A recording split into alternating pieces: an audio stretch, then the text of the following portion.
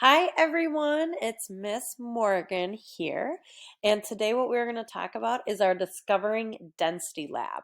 And I'm going to give you the directions here on Screencastify, and then it's going to be your job to go out and do the lab. So today, for your Discovering Density Lab, you're going to need two things. The first is you are going to need this slideshow. It looks like this. There are a whole bunch of these yellow boxes. And the second one is you are going to need to go to this tab, which is a density lab. Both of these can be found on your Google Classroom page under, let it just load here really quickly, under Density Lab PBS Simulation. And so there should be two tabs here. One will have your density lab, one will have your discovering density slides. And every single student should have these slides and be able to edit their own copy of these slides. So what's going to happen is the slides are going to take you through the lab. So you need to read the directions very carefully. So the first thing, go to the density lab, select launch. You're going to have to hit the launch button before the simulation actually runs. And then you're going to use the website to answer the questions. And everyone needs to turn this in. I'm going to be grading these, so you may work with a partner on these, but if you work with a partner, each partner needs to fill out their own slideshow. So the first thing you don't actually need the simulation for. It's just a bit of your prior knowledge. What do you know before? So what you are going to do is you are going to come up here and use the shapes tool to put a circle around the objects that you think would float in water. Then you need to give me a little description of why you think they would float in water. Then for the warm-ups, this is just a warm-up of how we use the simulation. So the very first thing it wants you to do is turn the fluid into water. So in order to do that, you go to your density simulation. It should look like this. Your little red thing may be bobbing up and down like this right now. And you are going to click this button right here that says turn fluid into water. So your fluid or your density should be 1 gram per milliliter, and your liquid should get a little bit clearer.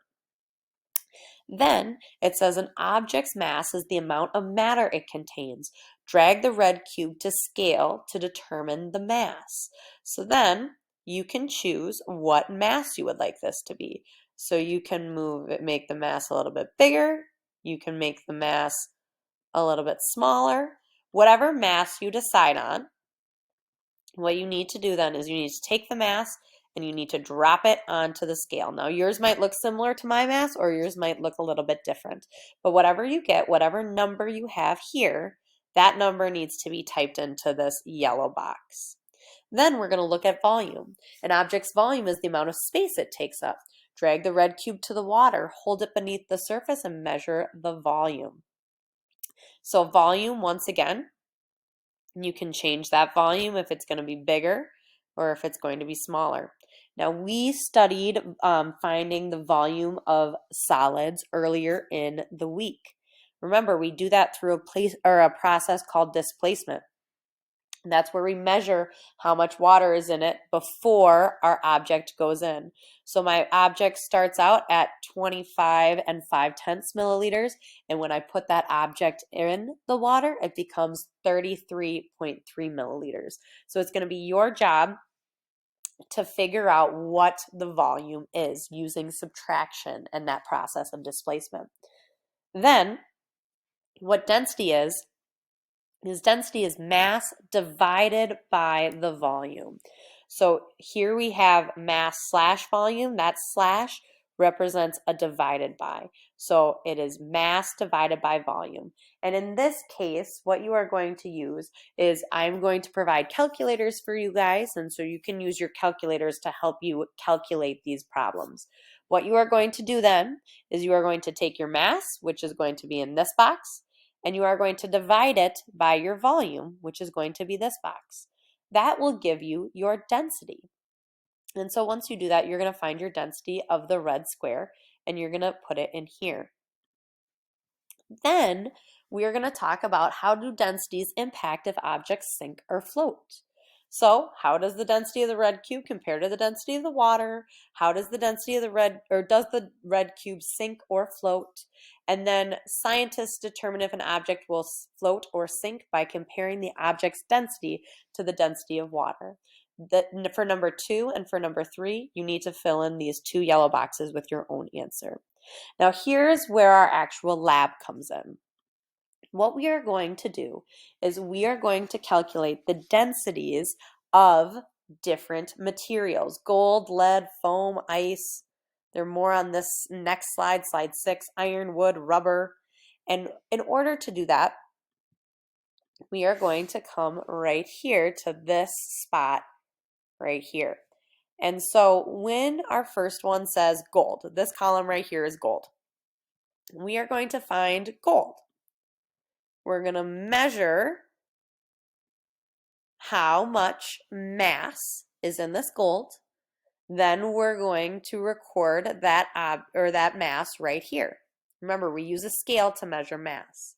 Then to measure the volume, we're going to use displacement. So it starts at 25 and 5/10 milliliters.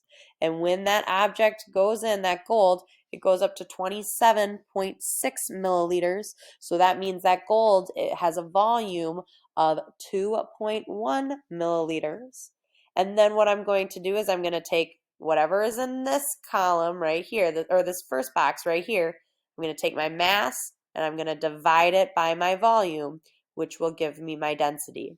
Now, I'm not expecting you to do any of these calculations by hand. You will have a calculator. The last thing I want you to write in this bottom box is, does your object sink or does your object float? In this case, gold sinks. So you would put right here, the object sinks. You are going to do that same thing for lead, foam, ice, iron, wood, and rubber. And then the very last thing, there is one more summary slide. And it said, for the objects that sank, how did their densities compare to the density of water? For the objects that float, how did their densities compare to the density of water? And extend your thinking. If the density of liquid was changed to 2 grams, which objects would sink and why? And just for reference, the density of water is 1 gram per milliliter. It's actually the standard that we use to measure density against all other objects. If you have